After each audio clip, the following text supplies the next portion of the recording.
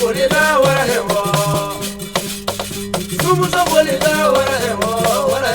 ay sumuso bolida wara hemo sumuso bolida wara hemo komotuma ngore abolida wara hemo komotuma ngore sumuso bolida wara hemo ay sumuso bolida wara hemo tramani ne sumuso bolida wara hemo abru tramani ngo abolida wara hemo ore to de nusoro sumuso bolida wara hemo ore gumana gamo sumuso bolida abru ngo wara hemo sumuso bolida wara hemo dibi gora hemo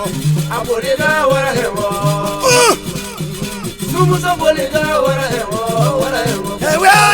sumuso bolida abru ngo tramani bazana sumuso bolida wara hemo tramani ne ngore abolida wara hemo komotuma ngo sumuso bolida wara hemo Mamana mari sumuso bolida ngo wara hemo sumuso bolida wara hemo nyawara mama ngore abolida wara hemo mari awa ngo ben sumuso bolida ola mari ba wara hemo ay sumuso bolida wara hemo sumuso bolida wara hemo darasa go ngore abolida wara hemo darasa go bolida banu imanguri sumuso bolida wara hemo jeri gari sumuso bolida aburu ngo trawole bazana sumuso bolida wara hemo la duru masa ngo kuy abolida wara hemo sumuso bolida wara hemo ay sumuso bolida wara hemo ore atu sumuso bolida wara hemo jawara hemo dramane ne ngore abolida wara hemo bazana aburu trawe manguri ngame trama sumuso bolida wara hemo sala banyu sumuso bolida wara hemo sumuso bolida wara hemo bayisu ngo dorabu abolida wara hemo bangu boy wole kone bala sumuso bolida kanda beja chibo kanda beja sumuso bolida wara hemo kanda beja